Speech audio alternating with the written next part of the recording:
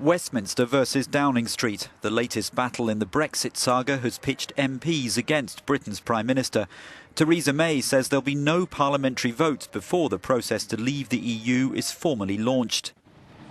The issue's been taken to the High Court. A group of claimants argue the EU referendum was merely advisory and the government must seek Parliament's approval for such a momentous move.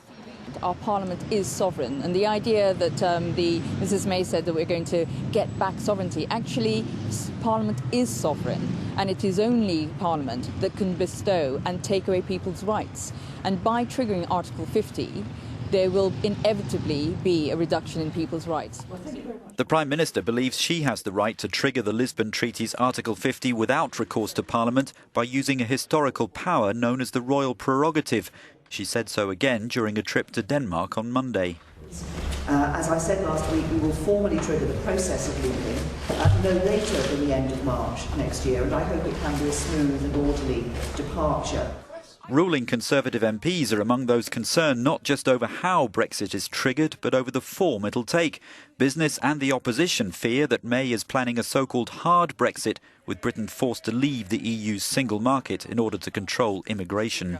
I have accepted, I've stood here and accepted there's a mandate for exit. There is no mandate for the terms. It's never been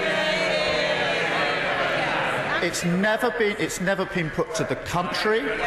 It's never been put to the country. It's not even been put to the Secretary of State's political party. And it's not been put to this House. Where is the mandate on the terms? Under pressure, the government did make a concession this week by allowing Parliament not to vote, but to debate its strategy on leaving the EU under two conditions.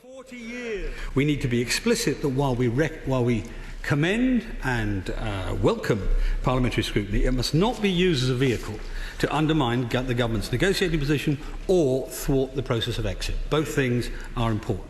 Those leading the court challenge deny trying to subvert the referendum result. For one constitutional expert, above all, the case will rule on the government's right to decide alone.